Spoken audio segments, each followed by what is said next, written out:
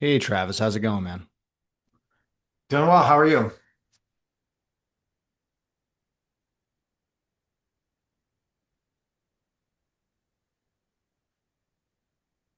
Hey Hey guys, guys. how's it going, man? Doing well. How are you? I'm good. I'm good. Good to see you guys. Let some people trickle in before we get started here.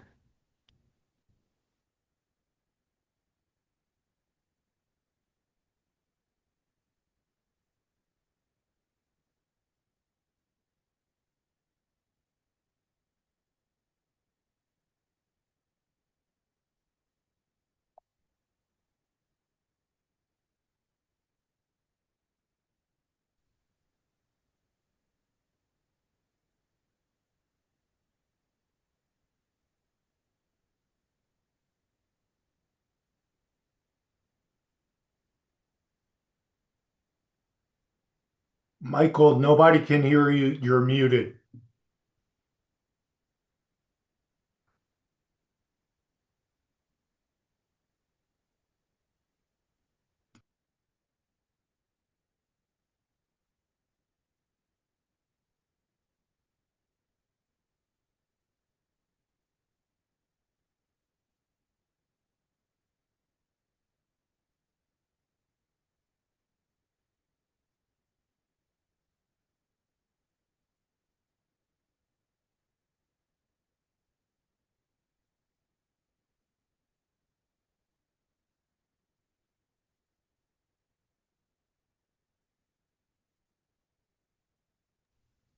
I've been talking to myself. Sorry. I was just showing you guys that I've been working here on the 30-minute pro forma. So this should be done very shortly. This will allow you to have itemized expenses and and as well as itemized recoverable expenses. So you can kind of dictate what recovery you're getting at each phase.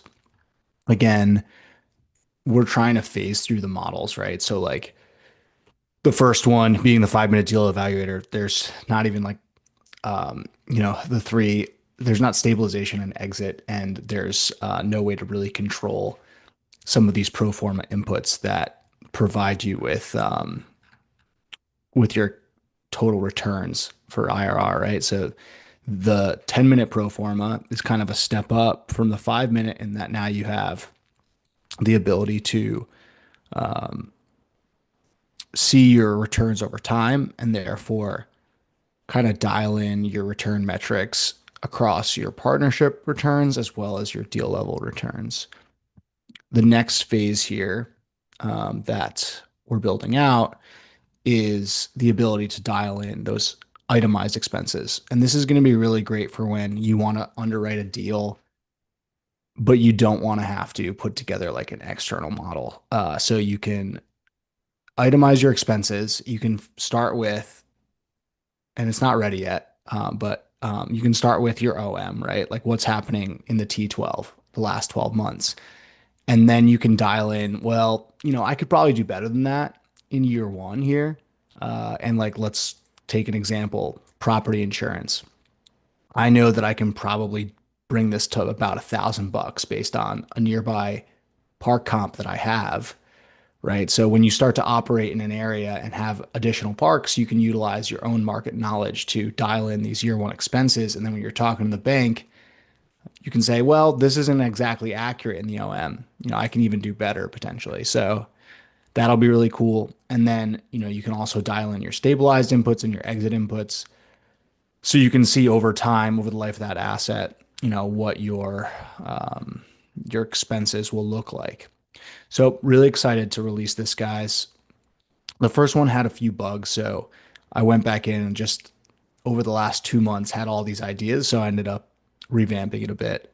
So very excited to release it. I would say next week, probably more than likely, it'll come out. So keep your eyes peeled. I'll make an announcement. In the meantime, we'll probably do a 10-minute pro forma for whoever has a deal to review. And I'm going to stop sharing now and get back to the attendees. Mike Fitz is here. Travis is here. Eric is here. Giancarlo.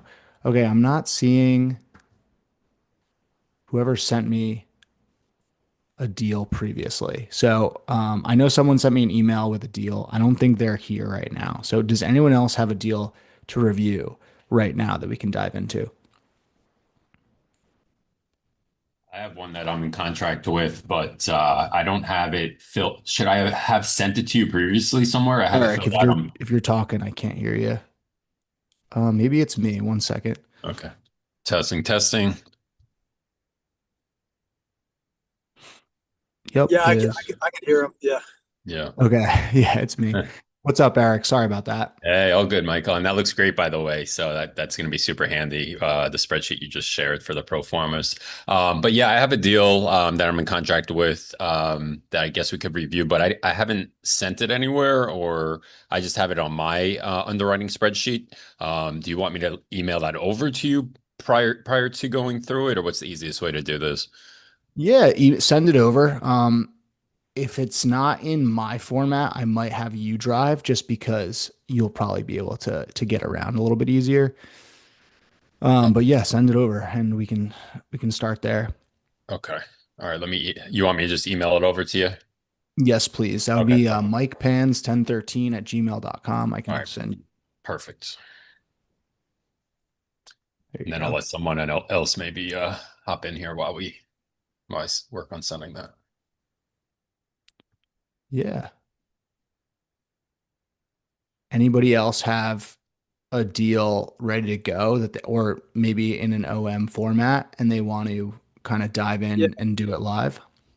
I don't have a deal under contract or anything, but I just saw an email come through that has an OM in the market that I'm looking at. It's a small deal, but I could send it over to you just to see. Yeah, let's do it. I will. You want to do 5 minute or 10 minute, Mike? Let's just keep it simple. Let's go Okay, five. we'll do Or five. unless you got the three handy. Yeah, five's good. Okay. I'll forward it Okay. over to you.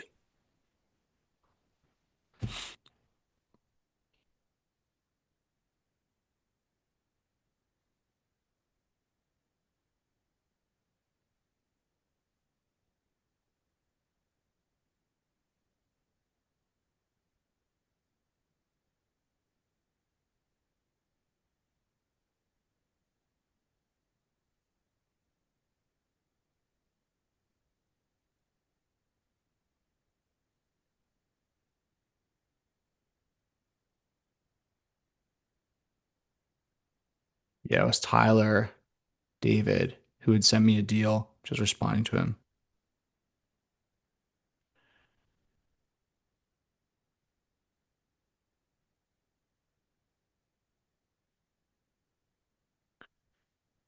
If you guys have sent me anything, I don't see it yet.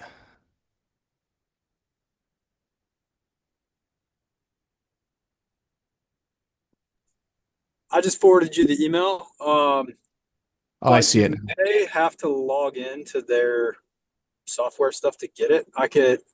I'm logged in and I could maybe text it over to you, or it may still have you log in from there. I'm not sure how it works.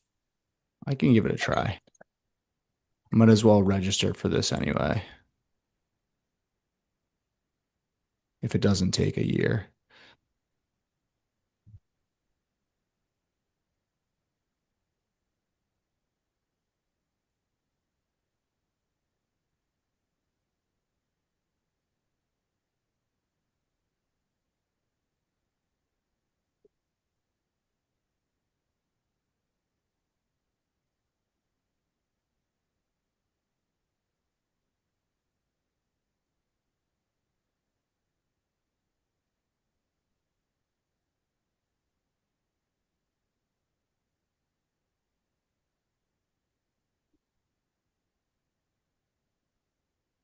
Damn, this is a real long list here. I just shot it to you in WhatsApp too. Already logged in. I don't know if that like allows you to skip Did it. you is there a way to, it doesn't, is there any way to download the OM and like send me in PDF format? I could. I need to do it at a different time because I'm driving. No worries. All right. Well, we'll look for Eric's in the meantime because I do have to log in and I don't have a login for that right now. Eric, you got it almost ready? Yeah, I'm just cleaning it up. I'm going to shoot over to you here in the next 1 to 2 minutes. Cool.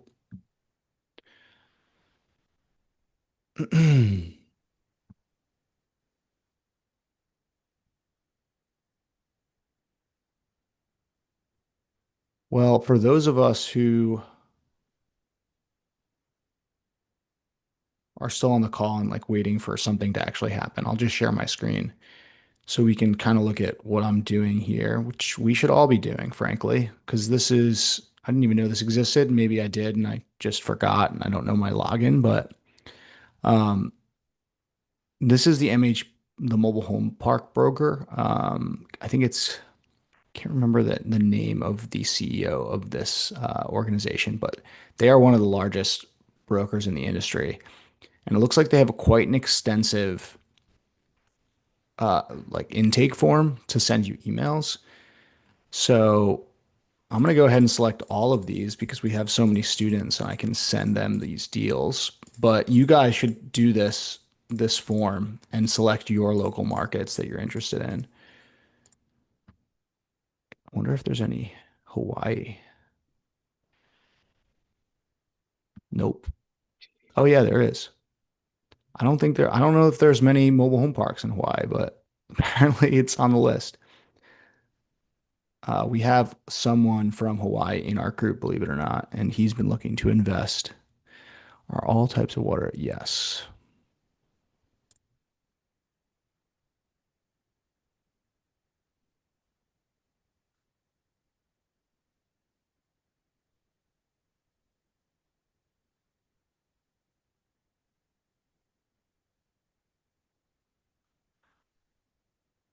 All right, hopefully that does it, and I can just download this from here.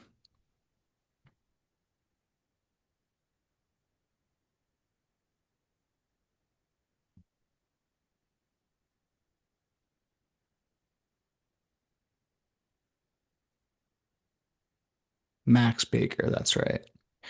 Okay, we got it. Shellway MHP. I'll put this over here, and I will reference this OM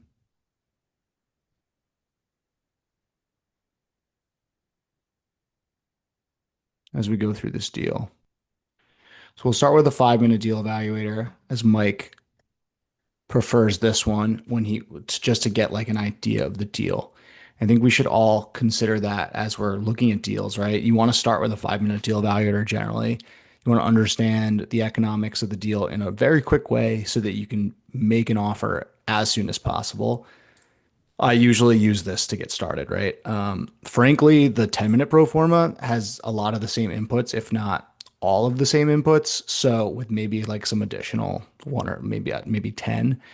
So if you know how to use this one, it's not a bad idea to just jump into this because it's going to take you likely the same amount of time, maybe a couple minutes more, and you're going to get your deal returns. But let's start with the 5-minute because it's a good exercise. So if I look at this, it's an 18 pad mobile home park in White Pine, Tennessee. I know Mike already owns in Tennessee. So that's why he's interested in this one here. Yeah, this one's like Knoxville MSA, but it's like it's closer to my house than the other one, and it's about 30 minutes from the other one. Okay. Oh, here we go. Let's view a larger map.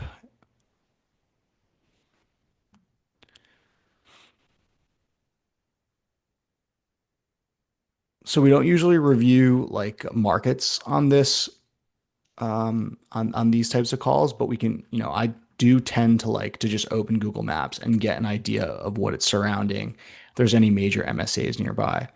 And in terms of our mentees, how close it is to their existing markets or their home, right? So Knoxville MSA, where Mike already owns, and then he lives here in Asheville. So you can see that it's like quite a nice triangulation of his existing markets and where he lives. And that's what we like to see, right? Especially when you're getting started out, you're going to want a nice little 4-hour radius from your home. You can go a little bit further than that, but it can be quite an operational challenge if you plan on operating yourself. So This is a good one. Let's jump into the model here and go through all the details. I'm not really seeing too much in here, so it looks like I'm gonna have to actually read through the OM in order to get the details from it. It's not like they've laid it out for us. So they have 18 pads with 10 park-owned homes. I'm assuming the remaining eight There's are eight currently vacant. All right, so this is a mostly park-owned home community. Is that correct, Mike? no. Well, kind of. So 10 park owned homes, but eight of those 10 are vacant park owned homes. So two occupied park owned homes, and then there's eight tenant owned homes. So out of the 10 tenants, eight of them are tenant owned homes. Oh, is that right? Okay, so I'm seeing it's 18 pads, and so you're saying the Yep. remaining eight are vacant lots. Not vacant lots, but vacant park owned homes. So that was kind Well, of my thought here was handyman special or fill them up and then refinance. okay. All right. So of the 18 parks, homes on site, 10 are park owned with eight currently vacant. Yep. So there are 18 homes. So it's 10 and eight. Got it. Mhm. Let's take a look at the current lot rent. It says each paying a lot rent of 275. I imagine, is that just lot rent or is there something on top of that? Do you know? I think that's just lot rent, and then they bill back. It's direct or it's city water and sewer, I believe. I like briefly read through it. I just got this email and called the guy, but I didn't connect with him. Um, I'd like to look at the HUD because I'm not in this county, and I'd like to see kind of what the two-bedroom rent is in this county. Because I think 275 is quite a bit low. I was thinking I could probably get 400 and then, you know, bill back for water and sewer. Yeah, I agree. Do you know what county White Pine is in? I'll look it up real quick. I want to say it's Jefferson County. Jefferson County, and is a town in Jefferson and Hamlin. So I guess it borders both. Let's take a look at both of them then. I want to say it said Jefferson on the OM, but I can't remember. Okay, I'll put in Jefferson County then. So here's our HUD. Let's take a screenshot here. Drop it in. What is? Looks like your two-bedroom rents are about 1,000. So yeah, you're probably right in terms of it being a little bit low. It's interesting that they don't mention anything related to like the total rent. I'm only seeing 275 in lot rent. Maybe there's a missing piece there. I can't imagine that they're renting the home and the lot for 275. That would be quite ridiculous. Oh yeah, Uh, no way. yeah, so Uh, let's call it. Go ahead. I was gonna say typically these OMs that I've seen from that group will have like a full on pro forma and spreadsheet in there, but I didn't dig in far enough, and maybe they just don't have it on this yet. Maybe they don't have enough info. Yeah, it could be that they just posted it, and so they don't even have the full OM. Oh, here's marketing package. Hold on, this might be better. Yep, let's pull this up as well.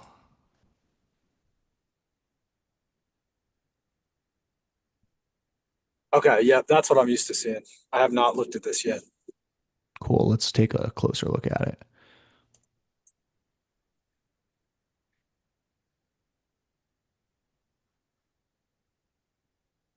Average lot rent. Okay, PUH rents at 325. So it looks like they are below pretty significantly. Total rent 1,000. So let me just do this real quick. Equals this plus 325 means they're at about 600. Total market lot rent's about 520 with total POH probably around 1,000. Let's put in the purchase price here of what did they say? 310. Yep.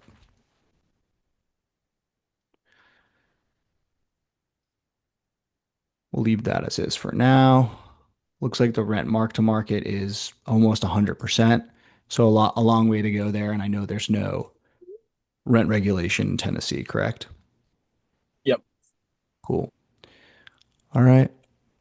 Price per pad about 17,000. Let's look at the expenses real quick. Actual expenses are 14,532. 14,532. And you said it's direct build? Um, I don't know if it was direct build or I think it's build back. They've Or got they've got maybe. some build backs here, about $2,000. Okay. So we'll put those in there. Okay.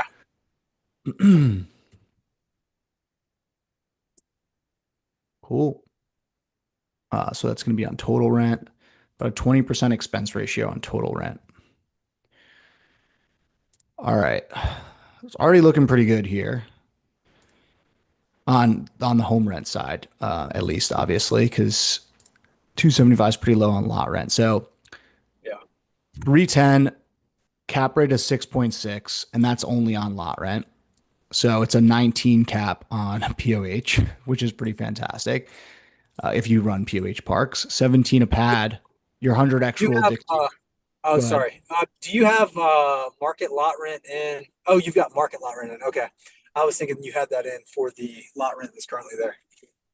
No, yeah, you're good here. It's 520 currently for market and then Okay. 275 for lot rent. So your Okay. 100x rule says you're getting this at a discount. Mhm. LTV seven. What do you think you can get here? What have you been hearing from local? Because you're not. This is Uh, probably gonna be a local lender. yeah, it'd probably be 75%. Okay. And what kind of rates are you seeing these days out there? Between seven and a quarter and seven and a half. Okay, let's be conservative at 7.5. Yep. 20-year AM typical. Uh, yes. Okay. I guess my question here too is I don't know if my bank would lend on it with all of the vacant park owned homes, but I can kind of get to that when I get to it. Yeah, I mean, they're lending on. Let's just make sure this is per physically occupied. Okay, so it's 17 per physically occupied, but Uh, per occupied pad. Let's do this real quick. It's really more like, or per occupied home. It's really more like 31. So that's not bad either because your 100x rule says 27. mhm. So you're only overpaying a little bit in terms of 100x rule, which, I'm fine with that. Yep. Let's see. You're okay. So if you take a look at the in-place performance, you're crushing it at 42% cash on cash returns, a cap rate of 19.2. So you're going to be cash flowing $37,000 a year. Question is why? Yeah, And I, yeah, I'm.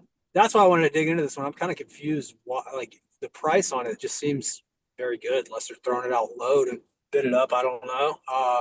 But I'm maybe it's one of those things where the park owned homes are so bad they need to be removed. I don't know. I could be. asked him. He didn't have any photos of them, but I figured if they were okay, I could just sell them off quickly. It's roughly in the same market of the other one that I have where the test ads kind of went crazy. So I figured there's a lot of demand there. Yeah, let's do some stabilization here, and we can play with that later. I'll send this to you afterwards, and you can Yeah. play with this as you find out more about those park homes. Because as you say, that those could be just like demos, and then you're going to spend 8 times like 2,000 to 4,000 to get them out of there. So there could be some additional capex here, which brings down your cash on cash. But I would say like either way, we're thinking about this from an in-place standpoint with what is still rented. Mhm. And if you're clipping 42% and you're okay with a little bit more maintenance, given already in the area, so maybe you have a maintenance team that can handle it. The issue you're going to have here likely is if you don't have those additional 8 homes, unless you bring those to market. Let's take a look at this because right now you can buy it and you can cash flow with the POH, assuming those are actually livable and those tenants are paying. And let's Oh jump wait, into. hold on, real quick. That maybe that's where we're mixed up. There's 8 tenant-owned homes, and 2 park-owned homes. The uh, other 8 are vacant. I'm sorry, I didn't see that. No, it's fine. I mean, I think let me just look at the OM itself because earlier I was just looking at their description and that's probably where the confusion was. They probably have a rent roll in here somewhere. So it does say that, okay, vacant park owned homes are 8. There's all right. This what the breakdown. I don't know if you can see this, but it says total Yep, lots I'm looking 18. at it. It says Yep. park owned homes 10, and then it says Mhm. vacant park owned homes 8. Oh, and then Yep. tenant owned homes. Okay, now I see the difference. Okay, so Yeah. that means that 10 of these, so park owned homes. So it's 8 and Eight of 8. the 10 are vacant, and then 2 of them are rented of the park owned homes. So active income is 2 POH, 8 TOH. Okay, 2 and 8. Got it. No, opposite, Still opposite, pretty good. And opposite. then, oh, It's 8 and it's 2. it's yeah, that's 8 probably and why. Because I mean, the lot rent's so low, it'll definitely skew the numbers now. Yeah. Okay. So yeah, you're correct. Here we go. Now we're seeing what the real numbers look like. 6.7 cash on cash. So you're cash flowing about $5,800 a year. That's not nearly as good, obviously. Yeah. So let's dive into what happens if you stabilize and raise rents. So if we have a 520 lot rent, let's say it takes you 3 years to stabilize. Um, Lot rent increases by 3% annually just for market rent growth from inflation. So you can bring your lot rent, let's call it to 500 over the course of that time. It's 500. And then your total rent can go from, can go up to like 1,000 right now. So let's say 1,100. And then your expense ratio right now is running 34%.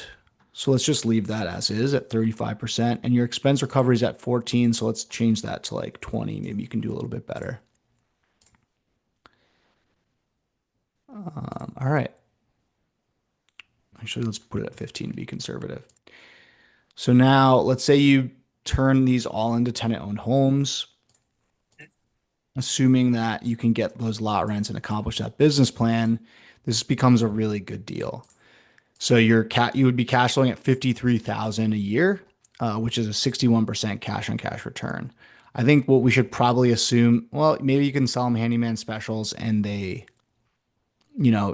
it comes out in the wash in terms of how much you're spending versus how much you're selling them for. But more than likely, Mhm. if these homes are in bad condition, you're going to be spending some money. So maybe we add some capex here. Let's call it 30 grand for year one, and then holding period capex of another 10, just to be conservative. But you're still cash flowing like crazy. So you got a 43% cash on cash return. I would say it's worth driving out there to see it. These numbers look good if you can accomplish a business plan. Just like everything, it seems like they price it so that you can just get by. They did Yeah. this so you're getting a 1.26 DSCR. And so they're probably banking on the bank saying, hey, that's fine Yeah. at that number. And then, based on your prior experience, having some confidence in you as an owner, getting it to where it needs to be. So I think the diligence here just needs to be done on the homes themselves. And what we can do now that we have a little bit of an idea of what our potential business plan is dive in a little closer to this thing and kind of take a look at it. Mhm. Okay. It doesn't look terrible. I mean, Nah, it's in like the downtown market. So yeah, you said this was it city really water. is. Makes sense. Yeah, Yeah, it's like it's like right in right the next. downtown. I don't know what that town is, or like, but I mean, it's I mean, in the little urban core of this teeny tiny little town, which is kind of cool. Which I guess makes sense why it's city water and sewer. Yeah, I like it. I mean, I like its location. Yeah. Let's take a look.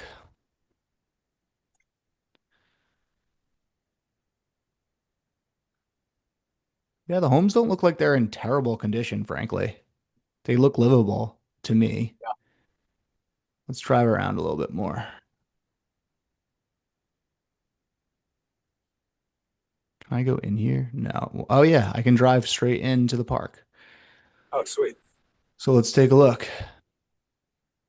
Yeah, this one looks fine. Does it put a date to it? Oh yeah, 2025. Yeah, February. So pretty Sweet. damn recent.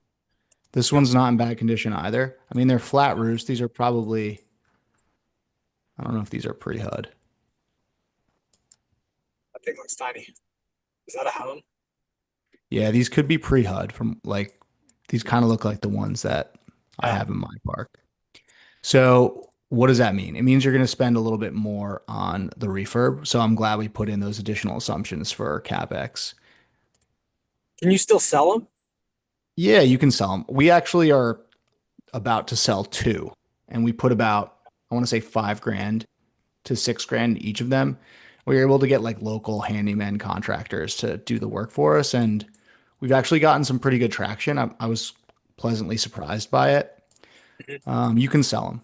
You can definitely Sweet. sell them. Yeah. Yeah, my handyman lives like 30 minutes away. He said he can handle this stuff, so it's good. My friend, this looks like a really nice park. I Yeah. mean, obviously it's not a 5-star community, but I think this is a great deal. I'm trying to see where the other shoe drops. Um, maybe I'm seeing some drainage here. It's potentially in a flood zone or something. I don't know. You can look into that. But the homes look like they're well maintained for the most part. I wonder why he didn't sell these off. Maybe it's just, the standard lack of management. Yeah. This one's not great, but the rest seem good. I would pursue this with a passion. Okay. I'm texting with the broker right now.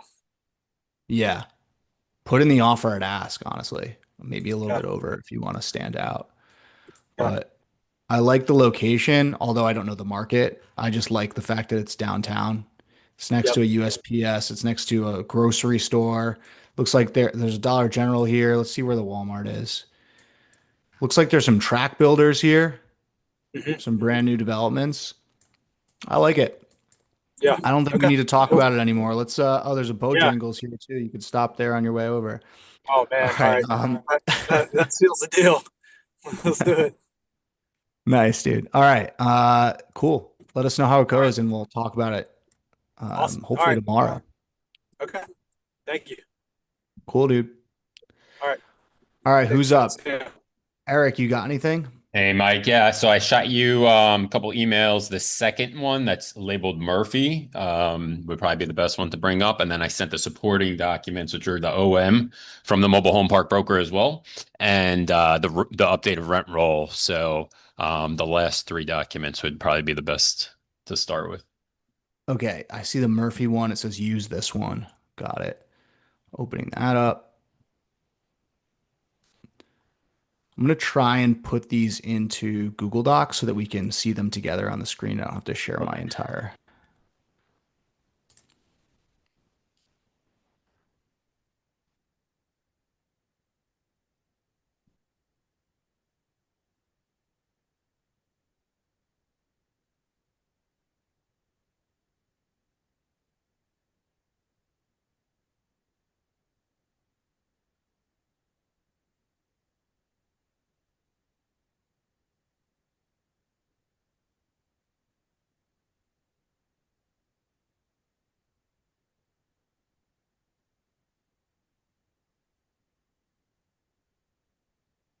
I'm frozen, of course.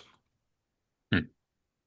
Um, while I'm doing this, guys, do everyone do me a solid? I've just started cranking out some reels and upping the marketing in my Instagram. Please follow me and save and like and send so that I can get my views up. Um, I would really appreciate that. Shameless plug for myself while I'm getting this stuff ready.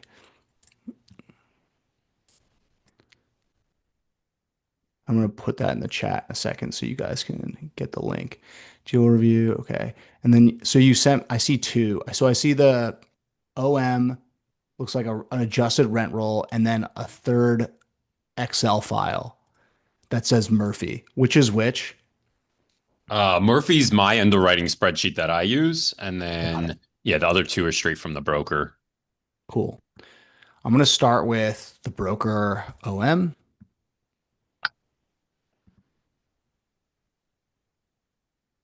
Oh, this is also MHP broker's deal.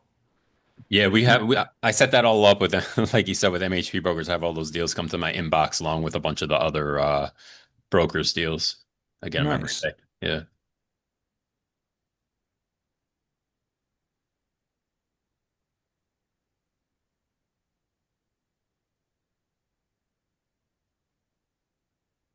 Bear with me here.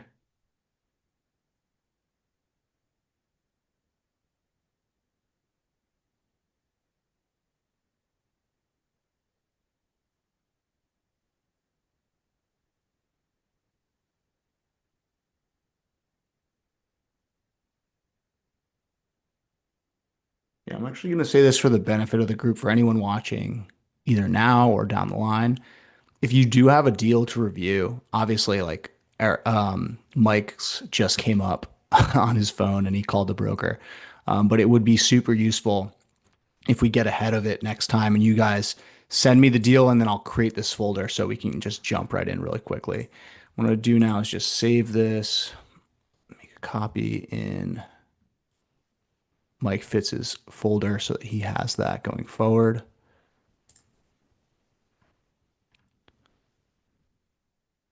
Mike Fitzgerald. There you go.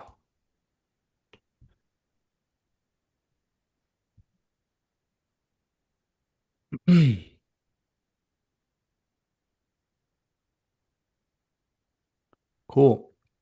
All right, let's jump into this one now. Okay.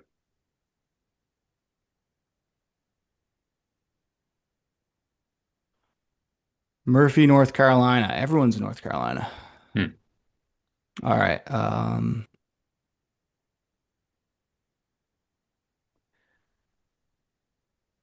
Do me a favor, and if you're watching this live, don't steal other people's deals. Um, that's the one thing I'm a little bit hesitant to do deals like this live, because I Well, feel I'm in contract on this one, so okay, solid. That's hopefully it good. pans out. All right, let's take a quick look real quick at the market itself. It looks Sure. like you're not far from the downtown either. Do you know if this is city water sewer? This one is well and septic. Okay. There's a lot of parks nearby, so it looks Yep. like you have the potential to contact these owners as well after Hmm. you close this deal and build some economies of scale here. Is this the one that you had initially had under contract and that we talked about a while ago? No, no, I think this is a different one. Okay, cool. All right, let's take a look here. Park on Homes vacant POH is 6 and 3. So let's just pop this open, close this one out for now.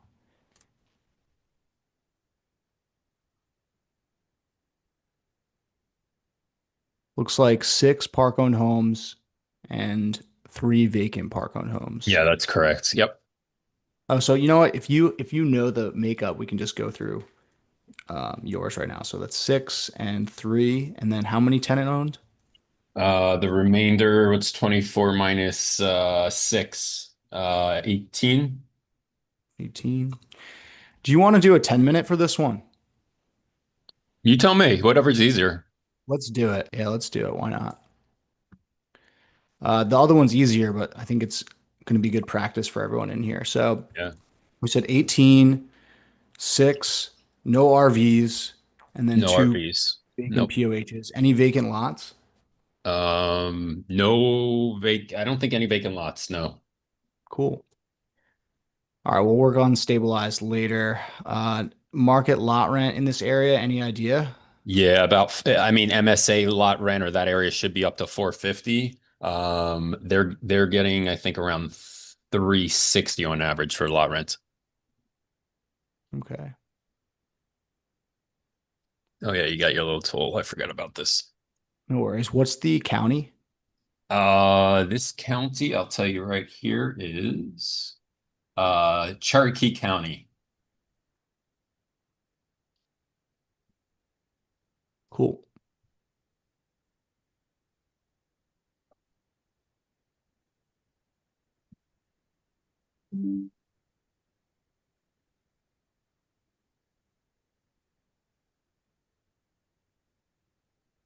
All right. It looks like 2 bedrooms are not super high, but you can probably get about 406. You're saying that, all right, so let's put in 406 here as market. You said the current lot rents are what? I think 360 on average. Oh, there's a stick-built home here too. Yeah, there's one single family home. Okay, so the way I like to do that is just adding that to the park owned homes that we have. Oh, okay. So I'll drop that into here, and then we can increase the total rent on average for that additional home. So look at the rent roll here.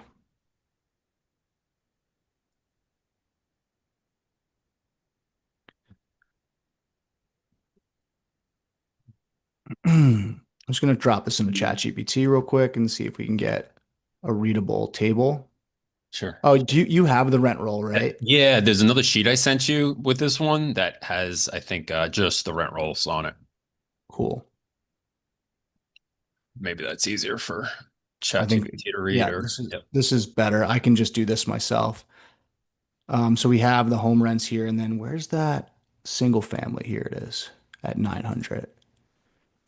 Okay, so equals average. We can do this here, 381.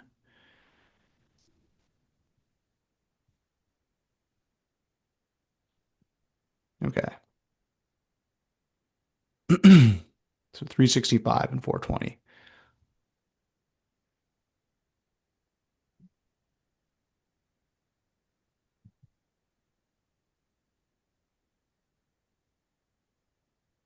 Let's say you go to market 450 and you get to those POHs at about 800. Let's call it 1,000 or so. Let's call it 900 in Yeah, 2 years. we would have three POHs to fill, and that are vacant right now. Not vacant lots, but just vacant POHs on site. The OM said 2, so let me just double check that. Oh, not occupied. Okay, vacant POH, RTO paid off.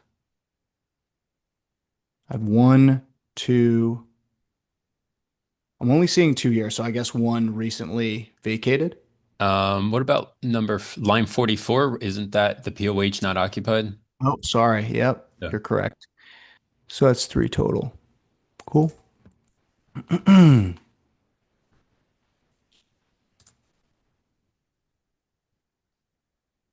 So this is now 5. Does that look right to you? I think so. Let me see. Let me check my other spreadsheets.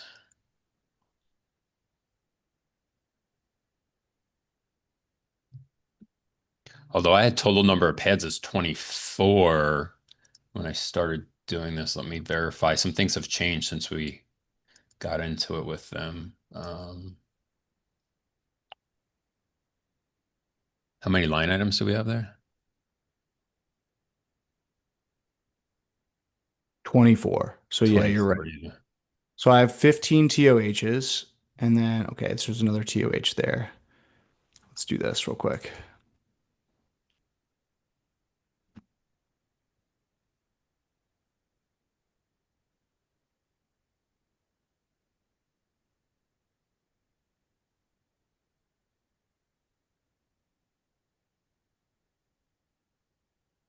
Should be what, 18 TOH?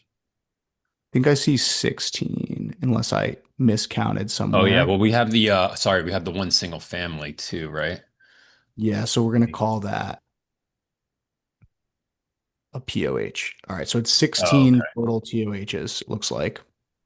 And then we'll just mark everything else as a POH for this process here.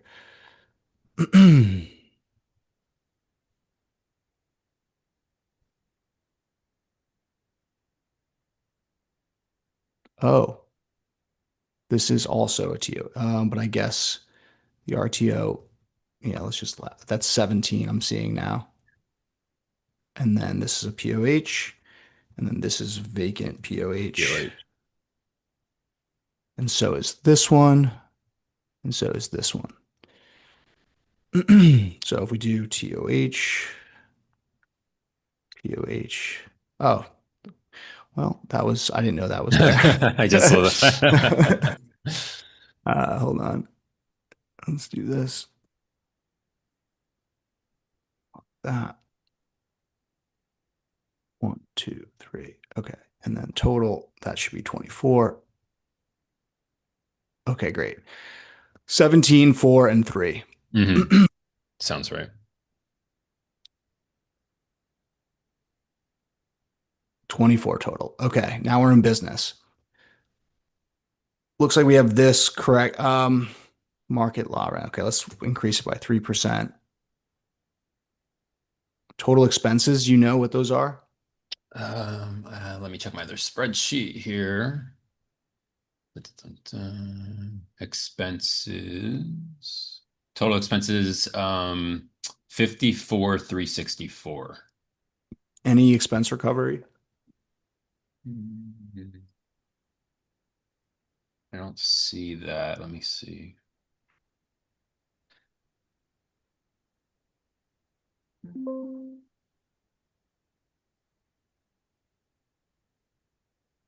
There's Max. Huh. Let's see. Expenses. Property management, repairs, water, sewer. His reimbursements for electric are $5,100. Oh, there is. Okay. Yeah, Where do you, oh, I see. cool. All right, so that's a 9% expense recovery. What do you want to do with this park? What's your business plan?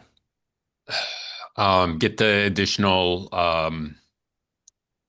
POHs filled. Potentially, eventually, convert those to um, some kind of seller finance note. Um, and then I think we need to do something with the driveway, improve, the driveway with there. Um, and, next couple of years, stabilize it, bring it up to market rents. Okay. Um, that sounds good. So we're stabilizing market rents here.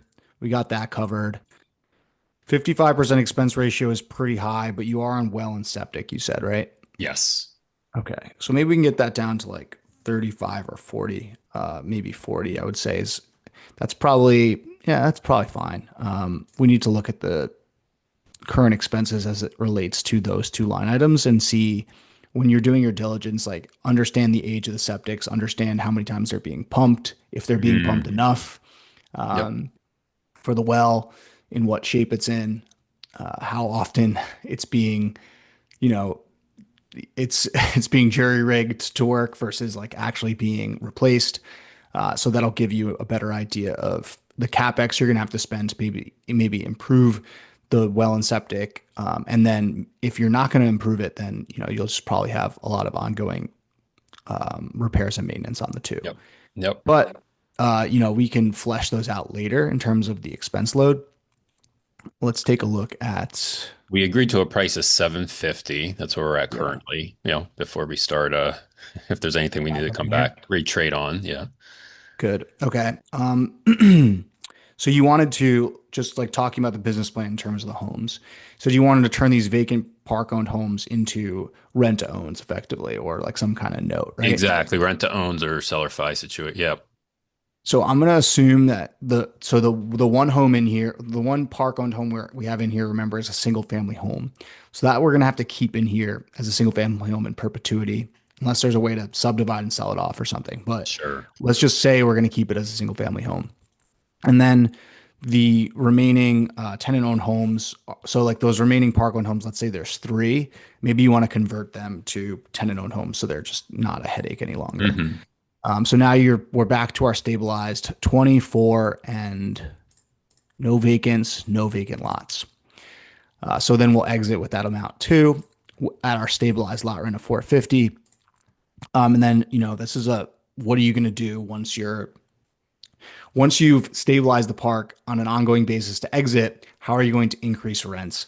And I mean, 6%. I don't know how well this market's going to perform, but it looks like you'll eclipse market by the end of your business plan here, which is 5 years. So this is probably a good estimate of what's actually going to occur. So let's leave it there for now. Okay. It's a quieter market, more of like a tertiary market. So I don't know how that affects the rent growth. Yeah, I mean, so long as you're like staying in line with your market lot rent, and then you So maybe, I mean, you can maybe make this 5% so that yeah, there you go. Yeah. Okay. All right. So total expenses are at 60. That's not a huge growth from total expenses day one.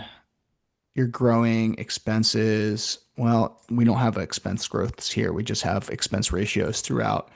In the new model, you'll be able to control expenses more directly. But for now, we'll just leave it at 40% expense ratio. So you have some compression there.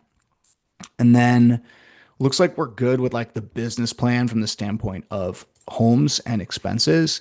Let's take a look at the acquisition date. Let's pretend it's going to be at year end. Your years to stabilize, let's call it 3, unless you had a quicker stabilization period in mind. Nope. And then you're, let's say, a 5-year hold just to be safe.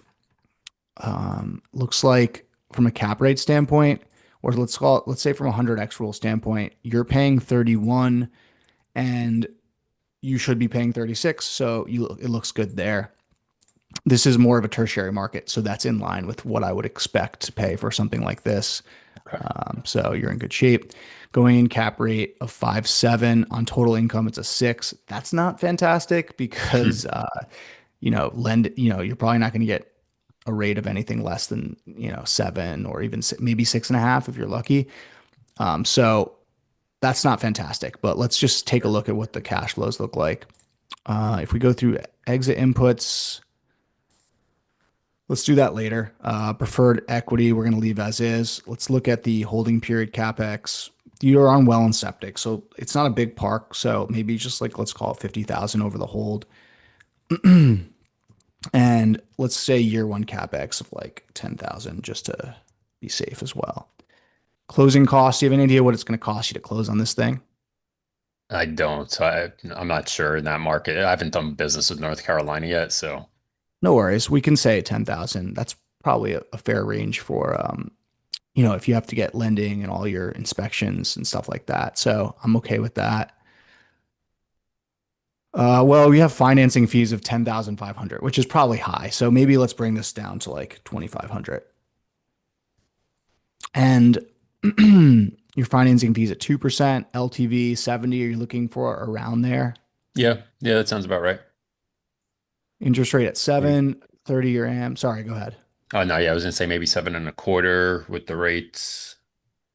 Oh, yeah, fair. Let's do a conservative underwriting here. And so it looks like you'll need about 298 to close. Okay. Well, not 298 to close unless if you're funding the holding period capex at close. I don't know if you're going with investors or you're just buying it yourself. But typically, like if you're just buying it yourself, this would be called as needed. And so you really only need 248 at close, and then the remainder can either be funded by the cash flows or by you and your partners. So I like peak equity. If you guys don't know what that is, it effectively says, hey, like you might not even need to contribute additional capital because the cash flows are going to cover whatever additional capital you've allocated for your holding period capex. So this is important when you're, even thinking about a capital call or when you're doing investments with additional LPs, because you don't want to be necessarily be calling capital after the fact, right? So you want to call it upfront, which is where this funded at close piece kind of comes in handy. That's just for everyone's edification. Hmm. So I don't know what your current status is if you're doing this with a group or alone, but that's what that's for. Gotcha. All right. Now we look at our in-place performance. So not great.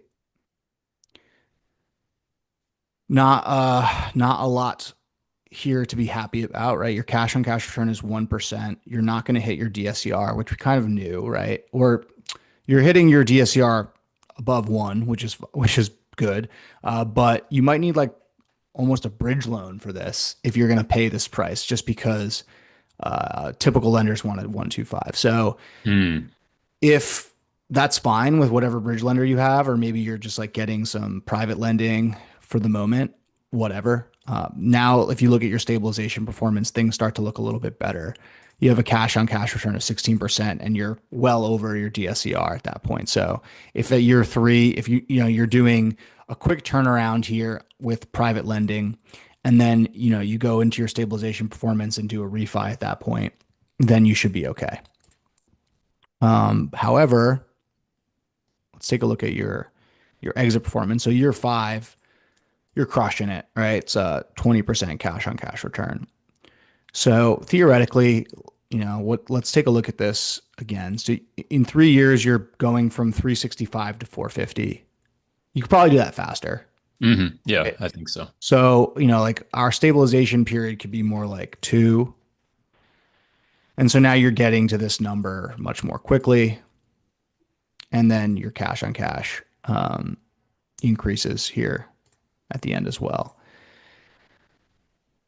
It's being okay. So the little bit of the cash flow is probably being floated by those rent to owns and that single family home because this cash on cash return is based on home rent as well. If you're looking at just running like a park owned home park or a tenant owned home park, this is what you're looking at from a long term basis. So I don't know if that gets you excited, like a 9% cash on cash. Not But let's particularly. look. Yeah, I imagine that. But what we haven't talked about yet is your exit inputs. So let's talk about what an exit looks like. And let's all remember that when we're dealing with tertiary markets, you're not getting massive appreciation. So, you bought the thing for 36 per occupied lot or 31 per occupied lot. You're exiting at 519. So that's like a 51 a $51,000 or $52,000 per lot sales price potentially. I don't know much about this market or what cap rates you can achieve. Like you probably want it to be like in the 10% range, maybe a little bit less, maybe 9% cap rate for a stabilized park. I know typically you'd want to see this cap rate go down with cap rate compression, but it's not, it doesn't often happen. And that's the Mm. problem with these tertiary markets. So we can look at this two ways, right? So if we do it on a cap rate basis, your per lot, where Mike, is it? just to clarify that point, does the compression typically only take place in a primary market or primary and secondary? Yeah, I think it's, it scales up. The amount of compression scales up based on the quality of the market. Okay. So, um, it's I bought, I don't even know what I bought the parks that I have now for cash, and it was like a fire sale. So I don't even remember what the going in cap rate was. It was probably around 14%. So like I compressed to 10%. Uh, But that's as far as I'm going. You know what I mean? At exit, I compressed to 10, and it's just I don't know what's going to happen, so I'm just using that as a conservative underwriting methodology. You're still achieving, like if you sell it at a 9 cap here, you're still achieving a 20% levered return. So that's something to be excited about. It says a 19.3% cash on cash at stabilization, which doesn't. Let me just double check that because I'm seeing 16 here. Yeah, this is probably pulling from something else. I just need to double check that later. But in any case, um, I think that this is a great levered return if you can get it. So you'd be selling for, I'm just looking for the price per, let's take a look. Cap rate valuation per pad 36. Mm, that's probably not accurate. I would say more than likely you're going to do better than that. Let's do a per pad valuation at 50,000. And now you're jacking up your returns. So, mm.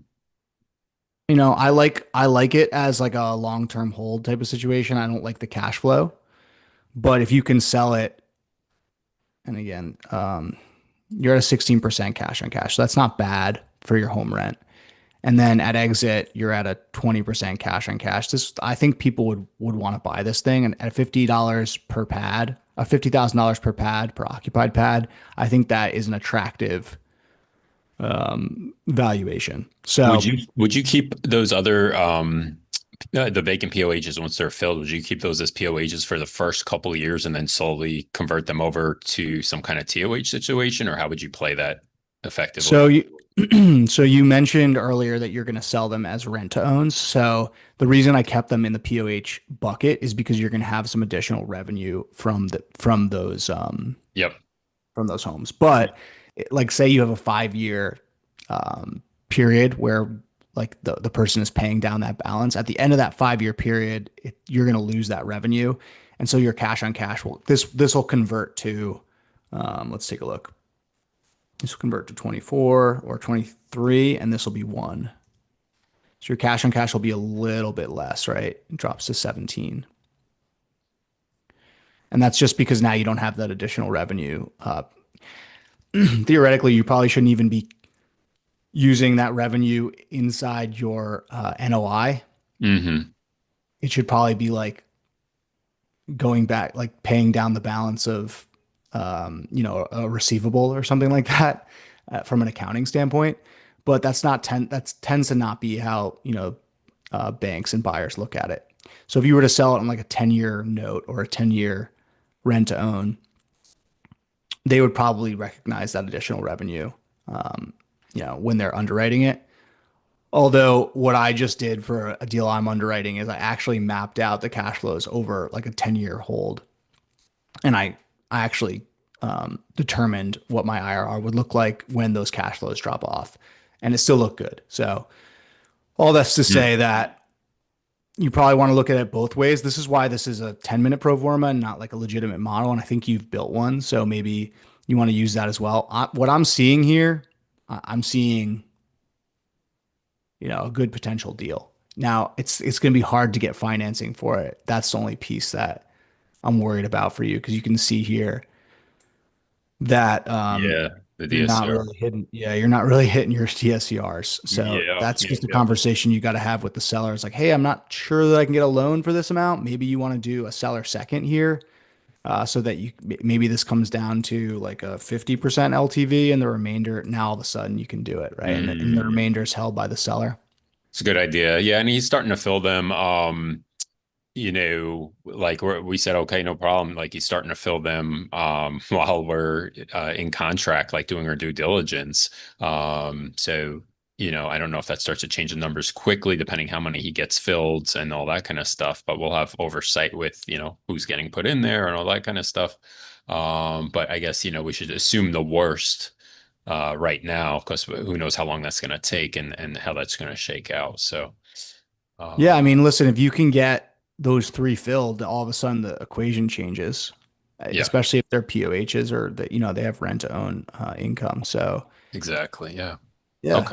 This is I huge. would, This is hugely helpful. This is a great sheet. So yeah, I'm gonna double check this stabilized cash on cash, but yeah, because it looks like it's higher here than it is here for some reason.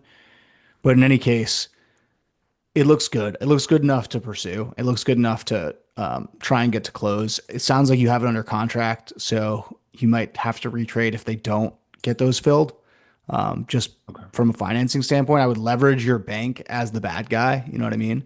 And Hmm. sometimes sellers don't care, but Yeah. No, I mean, look, if we got to do it, we got to do it. We set proper expectations. We, have financing contingency, of course, so they know what we're doing. And if it doesn't work, I'll retrade. I'll go back with them and say, here's where we need to be. So cool, man. yeah, Well, looks like you got a pretty good deal under contract here. Excited for you, and it looks like there's a potential to expand in that market as well with the other parks nearby, which is always exciting. So I wish you the best of luck and keep us posted, man.